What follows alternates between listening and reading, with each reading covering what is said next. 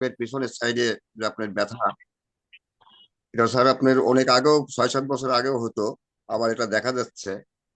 তো আমি তো ওই কাশিটা এখনো তো আমার ওইভাবে পুরোপুরি নির্মূল হয় নাই, অনেকটা কমিয়ে গেছে যদিও, এখনো দুপুরে শুলে কাশি হয়। তারপরে তো আমি টিউবার করিলাম 15, এই সপ্তাহে তো স্যার 3 দিন খালাম, 3-4 দিন পর পর। কিন্তু ওই রগের ব্যথাটা স্যার যাচ্ছে না, এটা নামাজে বসলে খুবই কষ্টদায়ক হচ্ছে এবং ক্রমে ক্রমে মনে হচ্ছে বাড়তেছে। ওষুধ কোনটা খাওয়া কি ছিল? করা যায় স্যার? এখন স্যার আমি ওই টিউবার করিলাম 15 খাচ্ছি, তাতে কাশিটার দিক থেকে একটু উন্নতি বোঝা যাচ্ছে। এটা আপনি সপ্তাহে, এই সপ্তাহে আপনি 7 দিনে, 7-8 দিনে 3 দিন খাইছি, কিন্তু রগের ব্যথার কোনো উপশম হচ্ছে না। কাশির কিছুটা উপশম হয়েছে অল্প, দুপুরে শুলে যে কাশি হয় সেটা হচ্ছেই, তো কিছুটা উপশম মনে হয়, কিন্তু রগে ব্যথা মনে হচ্ছে আস্তে আস্তে বেশি হচ্ছে এবং নামাজে বসলে পরে আমি ওই কয়েক মিনিটই থাকা আমার কষ্ট হয়ে যাচ্ছে। আচ্ছা, কার্বোভেজ 10 একটু খেয়ে দেখেন কি অবস্থা দাঁড়ায়। আচ্ছা। আসলে ওই বসন্তের চিকিৎসা চলতেছে রোগীর, অনেকটা শুকায় শুকায় নিয়ে ভাবও হয়ে গেছে, 2-3 দিন হলো হাইড্রোপ্রোগ্রাম সিএম চলতেছে। তো হঠাৎ তার জ্বর এসে গেছে আবার, 3-4 জ্বর। এর ভিতরে স্যার অন্য কি ওষুধ দেবো? না, অন্য কিছু দেওয়ার দরকার নেই, ওইটা একটু ঘন ঘন দিলে ঠিক হবে। ও, আর স্যার এই বেস্টের রোগীটা তো স্যার আমাদের ভুল হলো কোথায় স্যার ট্রিটমেন্টে? আমরা তো প্রথম থেকে এই রোগীটা তো আমি ট্রিটমেন্ট করতেছি আপনার পরামর্শ নিয়েই, তা শেষ পর্যন্ত স্যার ওই তো অপারেশন করা লাগলো। তা অপারেশনের পরে স্যার আমরা আপনাদের ক্লাসে যেটা পাইছি সেটা হচ্ছে অপারেশনের পরে হাইড্রোফোবিনাম 26 দেওয়ার কথা। জি। এবং জটিল কোনো সমস্যা হলেও 26-ই দিতে হবে। শুধু সিজার অপারেশনে কার্বোভেজ সিএম ঘন ঘন দিতে হবে, এবং যদি ইনফেকশন হয় সেখানে 26, 28, 30 দিতে হবে। তো স্যার আপনি বললেন যে বেস্ট অপারেশনেও এটা আপনার হয়ে গেছে, এখন আপনি কার্বোভেজ 26 দেন। তো এখানে স্যার কার্বোভেজটা দেওয়াটা কিভাবে, আহ, কোন যুক্তিসঙ্গত হলো? এখানে হাইড্রোই দিতে হবে না কার্বোভেজ দিতে হবে? এখানে আমরা কার্বোভেজ দেওয়ার কথা বললাম না। জি।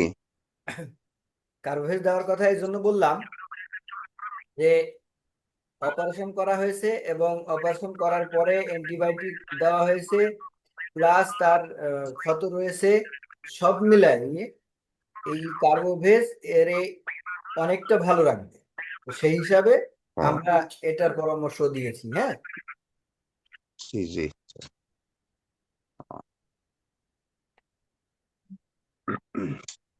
জি স্যার। আর আপনার, আমাদের এই রুগীর ভুল হয়েছে কিনা জানি না, তবে হয়তো কোথাও ভুল হয়েছে। আর একটা কথা সেটা হচ্ছে যে সব রুগী আমাদের কাছে আরোগ্য হবে ওই বিষয়টা এমন না। কিছু রুগী আছে যেগুলো আমরা আমাদের আন্তরিকতা থাকা সত্ত্বেও আমরা করতে পারবো না। এটা আল্লাহ পাকের পক্ষ থেকেই নির্ধারিত। এটা আমাদের কিছু করার থাকবে না। ও, আহ, আচ্ছা, আর কেউ কিছু বলবেন কিনা? জি স্যার।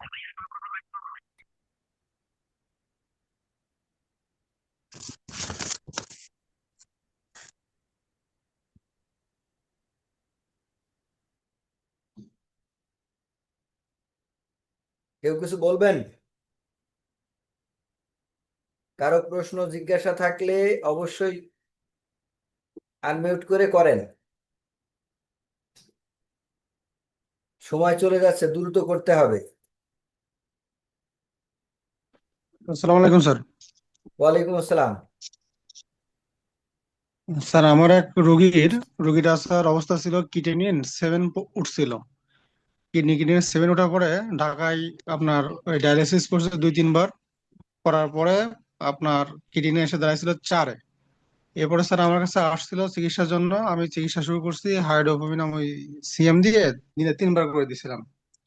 তা 15 দিন পরে স্যার আজকে টেস্ট করছে। আজকে স্যার আগে ছিল 4.00, আজকে 4.10 হয়েছে।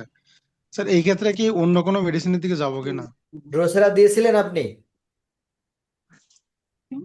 না স্যার, শুধু হাইড্রোবিয়াম সিএমই চালাইছে, আর কিছু দিন নাই। হ্যাঁ, আমরা এটি পূর্বে বলেছিলাম কিডনি কিডনিন বেশি থাকলে সেই রুগীর ড্রোসেরা 10 M 10 কাপিং এক ফোঁটা 1-2 দিন পর পর দিতে হবে।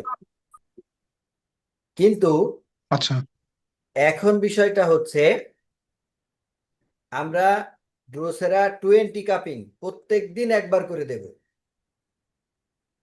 আচ্ছা। হাইড্রো তো চলবেই, কিন্তু ড্রোসেরা 20 কাপিং প্রত্যেক দিন একবার করে দেব। তাতে দেখা যাক কি অবস্থায় দাঁড়ায়। আর রুগী কি ডায়ালিসিস করছে? স্যার স্যার এখনো ডায়ালিসিস করতেছে না।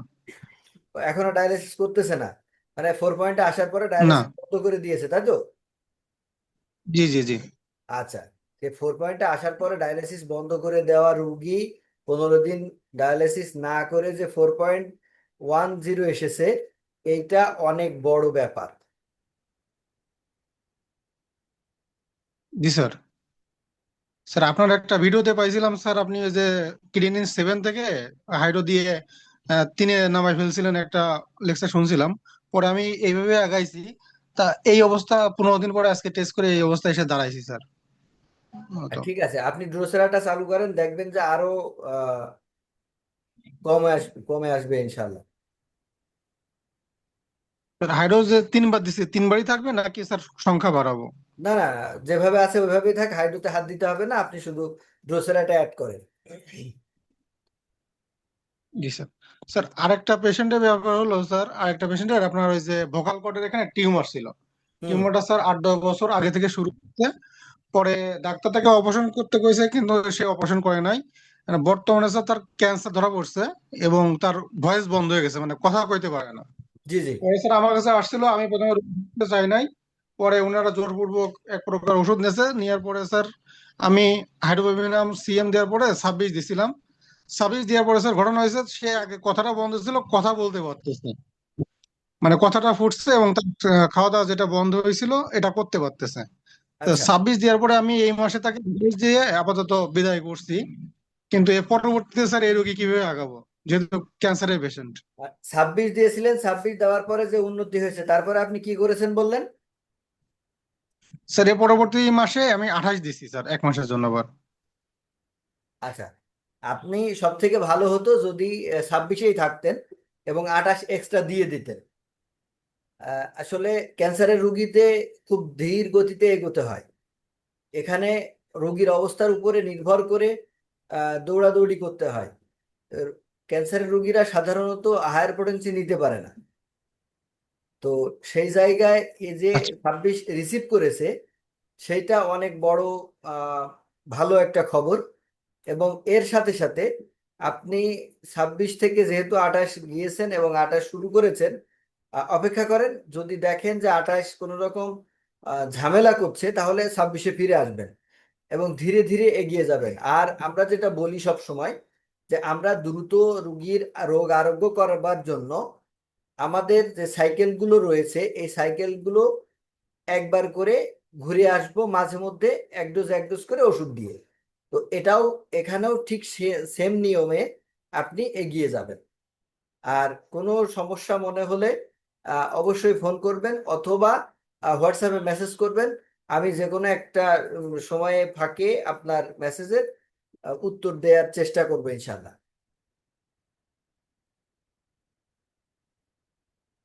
জি স্যার। সালাম আলাইকুম স্যার। তবে ভয়েস মেসেজ অবশ্যই কেউ করবেন না, আপনারা লিখে দেবেন মেসেজ। আমি মেসেজ দেখে যে কোনো সময় একটা ব্যবস্থা করে দেবো ইনশাল্লাহ। জি স্যার। আর কেউ কিছু বলবেন কিনা?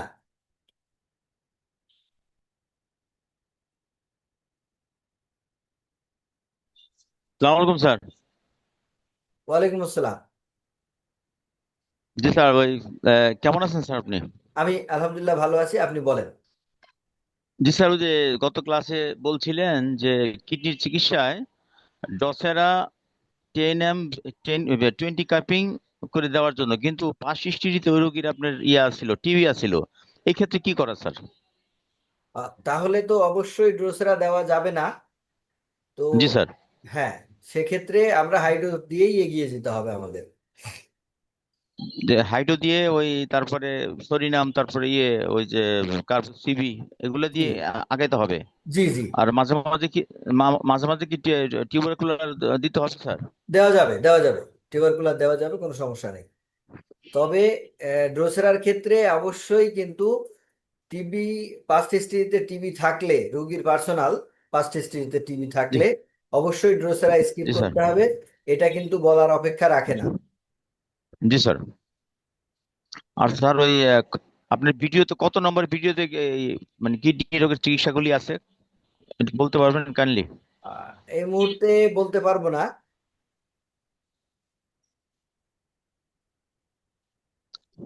ঠিক আছে স্যার, ধন্যবাদ স্যার। তবে আজকে যতটুকু আলোচনা হলো কিডনি, এই কিডনির সমস্যা নিয়ে, এতটুকুর সাথে আমি একটু যোগ করে দিই। হাইড্রোফোবিনাম অবশ্যই দিতে হবে। হাইড্রোফোবিনাম চালু রেখে আমাদের ড্রোসেরা 10m20 কাপিং করে, 20 কাপিং করে প্রত্যেক দিন একবার করে দিতে হবে। এবং এর সংখ্যা বাড়তেও পারে, কমতেও পারে। সেটা নির্ভর করবে ক্রিয়েটিনিন এর রেজাল্টের উপরে। কিন্তু যাদের ওই টিবি ছিল তাদের তো দেওয়া যাবে না ডোসেরা? হ্যাঁ, যাদের টিবি টিবি অতীত ইতিহাসে টিবি ছিল, তাদের ড্রোসেরা বাদ দিয়ে ওখানে টিউবারকুলিনাম ব্যবহার করতে হবে বা ব্যাসিলিনাম ব্যবহার করতে হবে। এই ক্ষেত্রে এটা কি স্যার রেগুলার? এক্ষেত্রে এগুলো 10m। এগুলো কি রেগুলার ব্যবহার করা যাবে না, এটা একদিন টিউবারকুলার? বাদে একদিন, একদিন বাদে একদিন ব্যবহার করতে হবে। পর্যায়ক্রমে? হ্যাঁ, আর না না, পর্যায়ক্রমে না, যে কোনো একটা একটা আসবে, যে কোনো একটা আসবে। হয় টিউবারকুলিনাম আসবে রুগীর জন্য, অথবা ব্যাসিলিনাম আসবে। তো যে কোনো একটা। না না, আমি বলতেছি যে একদিন পর পর যে ব্যবহারটা করা হবে, যে আজকে হাইড্রোফোবিনাম দিলাম, কালকে আপনার টিউবারকুলিনাম দিলাম, পরশু আবার ব্যাসিলিনাম দিলাম, তারপর টিউবারকুলিনাম দিলাম, এইভাবে? না না, আপনি হাইড্রোফোবিনাম তো প্রত্যেক দিনই চলবে। হাইড্রোফোবিনামের সাথে টিউবারকুলিনাম একদিন বাদে একদিন। কিন্তু যে সমস্ত রুগীর ড্রোসেরা দেওয়া যাবে, জি ড্রোসেরা পারমিশন পাওয়া যাবে, সেই রুগীর জি অবশ্যই প্রত্যেক দিন 20 কাপিং করে নিয়ে দিতে হবে। আর যেসব রুগীর ড্রোসেরা দেওয়া যাবে না, সেই ক্ষেত্রে যদি জি টিউবারকুলিনাম আহ এমন পরিস্থিতি হয় যে টিউবারকুলিনাম আমাদের প্রত্যেক দিন দিতে হচ্ছে, তাহলে জি। অবশ্যই কাপিং করে নিতে হবে। সেক্ষেত্রেও 20 কাপিং, 20 কাপিং করে নিয়ে তারপরে প্রত্যেক দিন দিতে হবে। আচ্ছা, যেদিন একটু টিউবারকুলাম দেওয়া হবে সেদিন কি হাইড্রোফোবিনাম বন্ধ থাকবে ওষুধ? না, বন্ধ থাকবে না, বন্ধ থাকবে না। কিছু কিছু রোগ আছে যেগুলো আহ, আপনার কোনোদিন সারবে না, বা জি আপনার দুরারোগ্য ব্যাধি, সেই রোগগুলোর ক্ষেত্রে জি আমরা এইভাবে করে একটা ম্যানেজমেন্টে যদি আসতে পারি, সেইটা একটা ভালো জি খবর তৈরি হবে। হ্যাঁ জি। তাহলে হাইড্রোফোবিনাম যদি সকালে দেই, টিউবারকুলাম কি বিকালে, এইভাবে? হ্যাঁ, এইভাবে দিতে হবে। আর স্যার ওই সামনে যদি সেমিনার করেন, কিডনির উপর একটা সেমিনার করলে ভালো হয় স্যার। সেইটা নিয়েই থাইরয়েড তৈরি করলেন। হচ্ছি, সেইটা নিয়েই তৈরি হচ্ছি, দোয়া করেন। আল্লাহ ভরসা।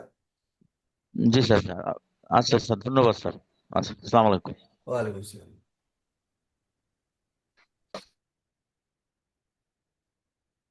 আর কারো কিছু বলার আছে কিনা? আসসালামু আলাইকুম। ওয়ালাইকুম আসসালাম। আচ্ছা, মুখের ভিতরে, গালের ভিতরে ঘা হলে এটা মানে কিভাবে, কি মেডিসিন দিয়ে শুরু করব? এটা অবশ্যই হাইড্রোফোবিনাম দিয়ে শুরু হবে, এবং ধীরে ধীরে সামনের দিকে এগিয়ে যেতে হবে। আর অন্যান্য সাইকেলগুলো পর্যায়ক্রমে ঘুরে আসতে হবে।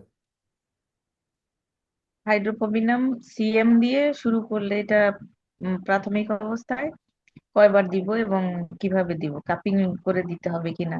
না, এক্ষেত্রে যদি অ্যালার্জি, শ্বাসকষ্ট, কাশি, চুলকানি এগুলো না থেকে থাকে, শুধুমাত্র আপনি যেটা বললেন মুখের ঘা নিয়ে আসে, সেক্ষেত্রে কাপিং লাগবে না। কাপিং ছাড়াই আপনি দিতে পারবেন, কোনো অসুবিধা নেই। তো হাইড্রোকোবিনাম কয়বার দিব দিনে? আর সেটা অবস্থার উপরে নির্ভর করবে।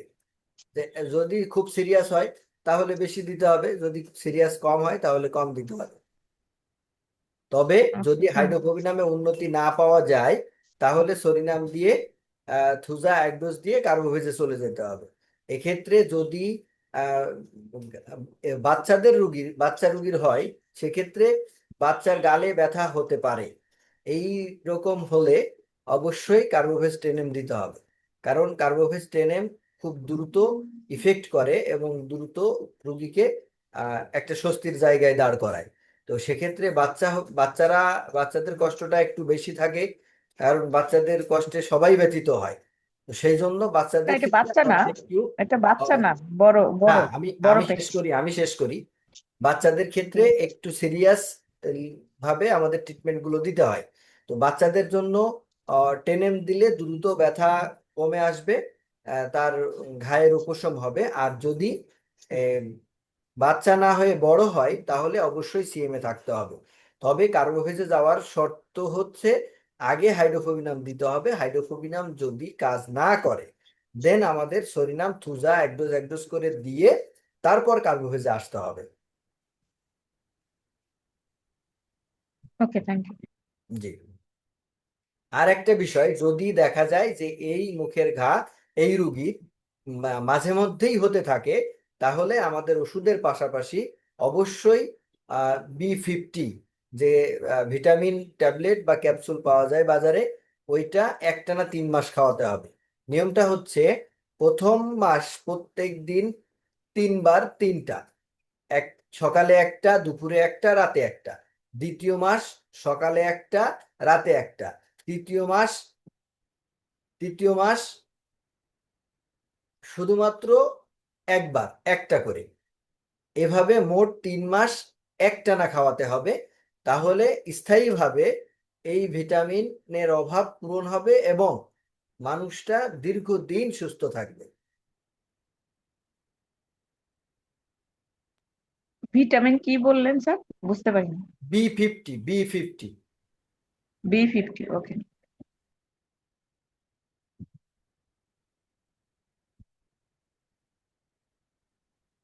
আর কারো কিছু বলার আছে কিনা?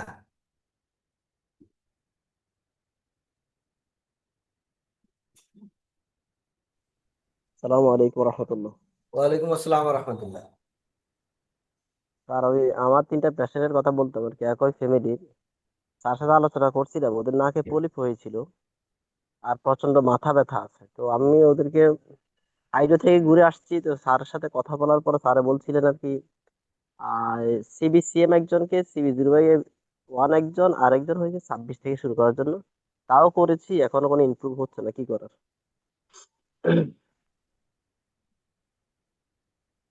তাহলে তো বেশ মুশকিল হয়ে গেল। ড্রোসেরা 6 দেওয়া হয়েছিল? হ্যাঁ, তাও দেওয়া হয়েছে স্যার। এবং কি মানে নাক, যে মহিলা ওরা আবার ওই অন্য ধর্মাবলম্বী, কিন্তু 3 জনের, বিশেষ করে মহিলাটার নাকটা পুরা বন্ধ, মানে ছিদ্র নেই বললেই চলে, এমন হয়ে গেছে।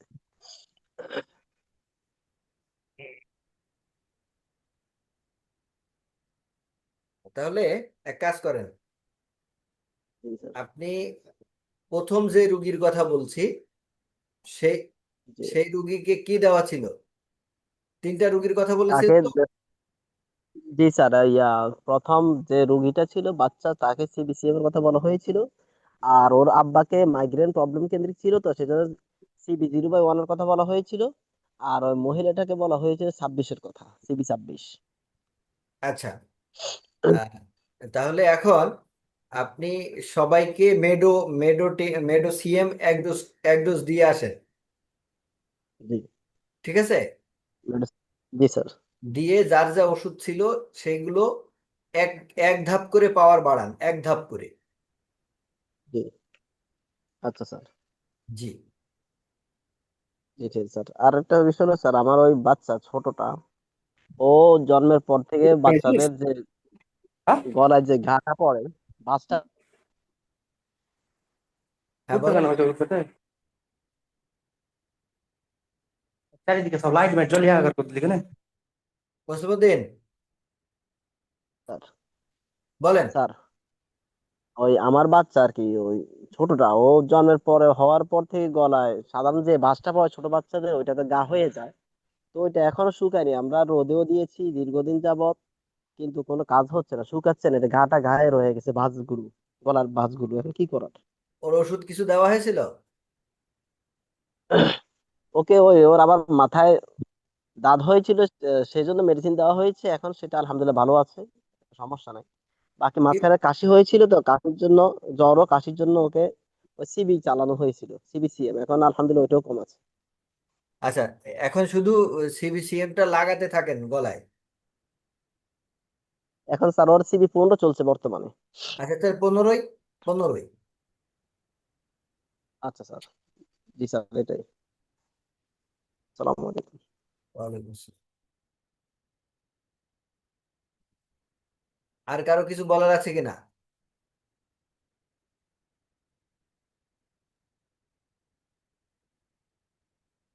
কেউ কিছু বলবেন?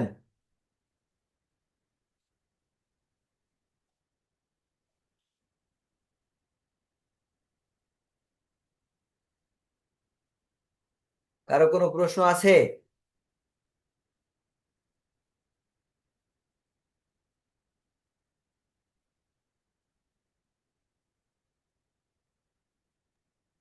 স্যার আমি আর একটু বলবো।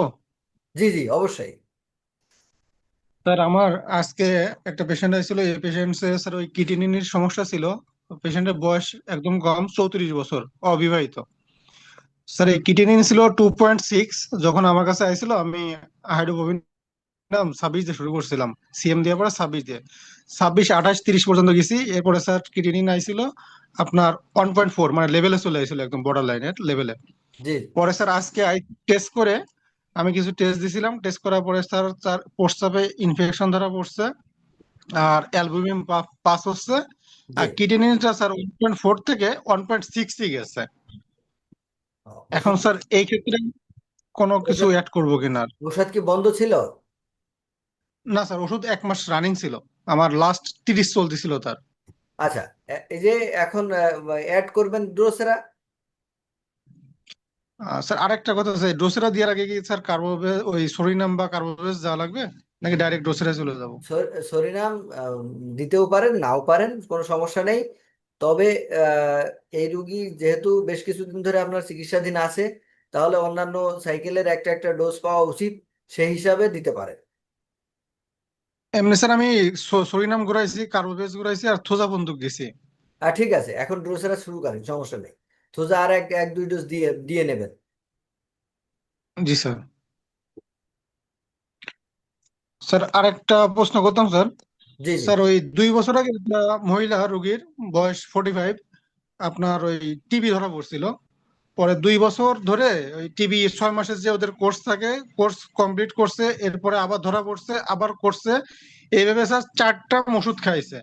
4টা ওষুধ খাওয়ার পরে সেই রুগী যখন লাস্ট ডাক্তারের কাছে গেছে, তখন তার ফুসফুস স্যার 75% নাকি ড্যামেজ হয়ে গেছে অলরেডি। এখন স্যার লাস্ট পর্যায়ে আমার কাছে যে অবস্থায় আছে এই রোগী, আপনার ওই 70% ফুসফুস ড্যামেজ প্লাস তার হাঁপানি, আর কফ ওঠে, দেখা যাচ্ছে গামলা নিয়ে বসে থাকে, একটু পর পর অনেক খানিক করে কফ আসে আর কাশি। সে বর্তমানে ইনহেলার নিচ্ছে আর অ্যালোপ্যাথিক কিছু হাঁপানি ওষুধ খাচ্ছে। এবং সে এই রোগী যখন আইছিল আমি তেমন কিছু না বলে শুধু সিএম দিয়ে ছেড়ে দিছিলাম, আর 3 দিন পরে আসতে বলছি। স্যার এই রোগী যদি পরবর্তীতে আসে, যেহেতু টিবির রোগী এখনো রানিং আছে আর ফুসফুসে ড্যামেজ, আমি স্যার কোন দিকে আগাবো এটা? এটা অবশ্যই হাইড্রো দিয়ে শুরু করতে হবে, হ্যাঁ। জি স্যার। স্যার হাইড্রোজেন অলরেডি শুরু করছি, সিএম দিয়ে আমি 3 দিন পরে আসতে কইছি, অলরেডি আজকে 2 দিন হয়েছে, আগামীকাল আসতে হবে আমার কাছে। ঠিক আছে, সমস্যা নেই, আপনি হাইড্রো দিয়ে শুরু করেন। জি স্যার, ধন্যবাদ স্যার। জি।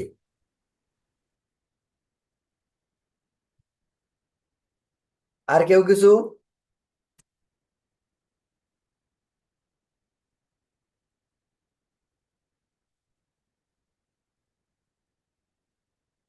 আর কেউ কিছু বলবেন?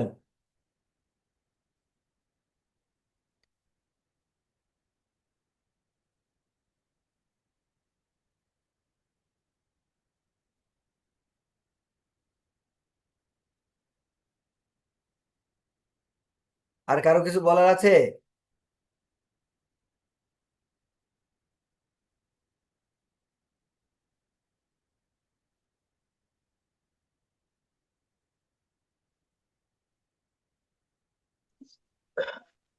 স্যার আরেকটা বিষয় জানার ইচ্ছে আর কি। যে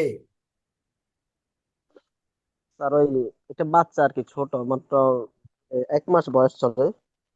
ওর ওই আমাদের মানে হাইড্রোসিলি বলা হয় অন্ডকোষের ক্ষেত্রেও একটা অনেক বড় একটা ছোট, এবং বাচ্চা সারাক্ষণ ব্যথা যন্ত্রণায় মানে কষ্ট পাচ্ছে। কি করার উচিত? আচ্ছা, আহ, এটা হাইড্রো সিএম দিয়ে শুরু করতে হবে। যদি উন্নতি আসে তো আলহামদুলিল্লাহ, না আসলে এটা নিয়ে খুব বেশি দূর এগোনো যায়নি, আমার কোনো সাকসেস নেই। কারণ ব্যথা যন্ত্রণা বেশি থাকে তো রোগীরা ধৈর্য ধরে থাকতে পারে না, ওটি করিয়ে ফেলে। জি জি জি স্যার, এটাই জানার জন্য।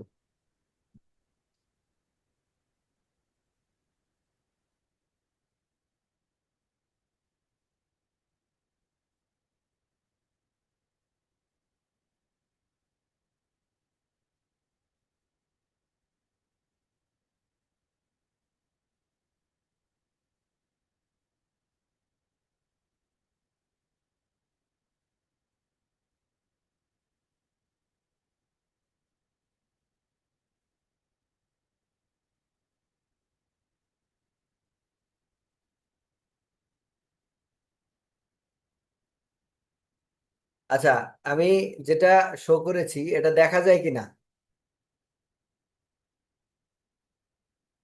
জি স্যার, দেখা যায়। আচ্ছা, পিআরএস, পোস্ট র্যাবিস সিন্ড্রোম, এটা আমরা সবাই জানি। আর কিছু নতুন আছে, যারা নতুন আছেন তাদের জন্য এই ক্লাসটা আহ, শুরু করা হয়েছে আর কি। আর যারা পুরাতন আছেন তাদের জন্য রিভাইজ ক্লাস, রিভিশন হয়ে যাবে, রিভিউ হয়ে যাবে। তো পোস্ট র্যাবিস সিন্ড্রোম আসলে এই জিনিসটা কি? পোস্ট র্যাবিস সিন্ড্রোম হচ্ছে আহ, জলাতঙ্কর ভাইরাস, যেটা আমাদের শরীরে বংশ পরম্পরায় বাই জেনেটিক্যালি আমরা বয়ে বেড়াচ্ছি।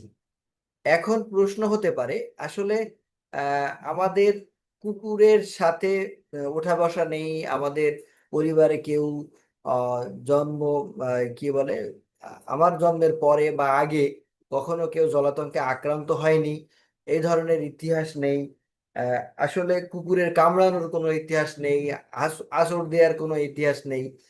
তো এই ব্যাপারগুলো আসলে একটা বিষয় যেটা আমরা প্রত্যেকেই মেনে নিতে পারবো, যে আমরা যে সমস্ত খাবারগুলো গ্রহণ করি বা আমরা যে সমস্ত জায়গা থেকে উঠে এসেছে আমাদের পূর্বপুরুষরা, সেই জায়গা থেকে আমাদের এই র্যাবিস ভাইরাসটা ঢুকে গেছে।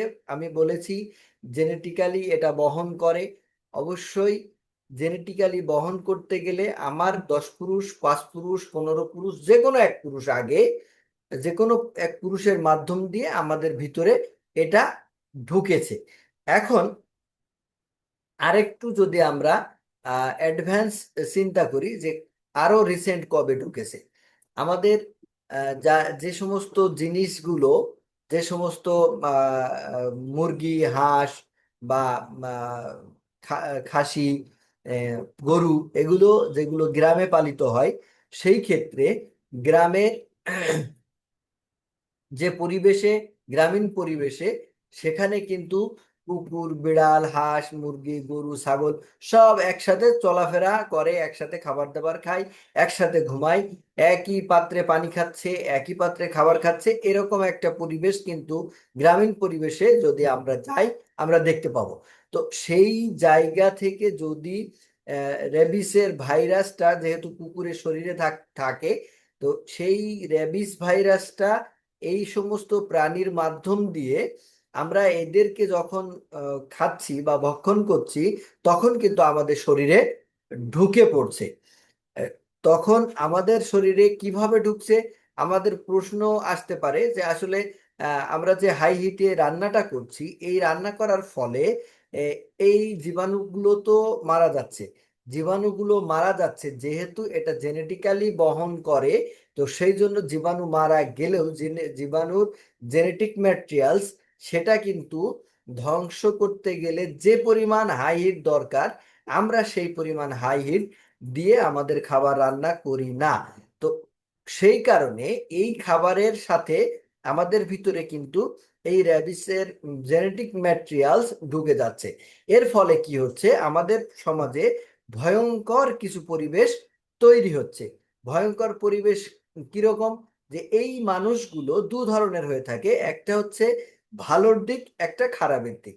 ভালোটা তেমনি ভয়ঙ্কর, ঠিক যেমনি খারাপটা ভয়ঙ্কর। তো খারাপ ভয়ঙ্করটা কেমন? খারাপ ভয়ঙ্কর হচ্ছে এমন একটা বাচ্চা, এমন একটা মানুষ, এমন একটা পরিবেশ তৈরি করে, যেই পরিবেশটা এই অন্যান্য মানুষগুলো কোনোভাবেই মেনে নিতে পারে না। তাদের মেনে নিতে কষ্ট হয়। কেন কষ্ট হয়? কারণ হচ্ছে এ অস্বাভাবিক কিছু আচরণ করে, অস্বাভাবিক অ্যাক্টিভিটিস করে, অস্বাভাবিক ধরনের মুভমেন্ট করে। আহ, একেবারে ক্লান্তিহীন লাফালাফি, দৌড়াদৌড়ি, আহ তারপরে এটা ফেলছে, ওটা ফেলছে, এর কাছে বকা খাচ্ছে, ওর কাছে বকা খাচ্ছে, এইভাবে করে কিন্তু এগুলো পর্যায়ক্রমে একটার পর একটা চলতে থাকছে। তার মানে হচ্ছে এই মানুষটাকে কেউ কখনো পছন্দ করে না, ভালোবাসে না, আদর করা তো দূরের কথা, তার শুধুমাত্র স্বভাবের কারণে। আরেকটা ঠিক ভালো দিক, যে এই বাচ্চা হোক, বড় হোক, বা আহ বৃদ্ধ হোক, প্রত্যেকেই এত ভালো, এত ভালো, সেও একটা অস্বাভাবিক পরিবেশ তৈরি করে। কিভাবে অস্বাভাবিক পরিবেশ তৈরি করে? এটা হচ্ছে তারা যখন কোথাও থাকে, সেখানে একবারে এই মানুষটা আছে কিনা এরকম কোনো মুভমেন্ট বা এরকম কোনো কথাবার্তা বা এরকম কোনো শব্দ পাওয়া যায় না। এত বেশি এই মানুষটা ভালো।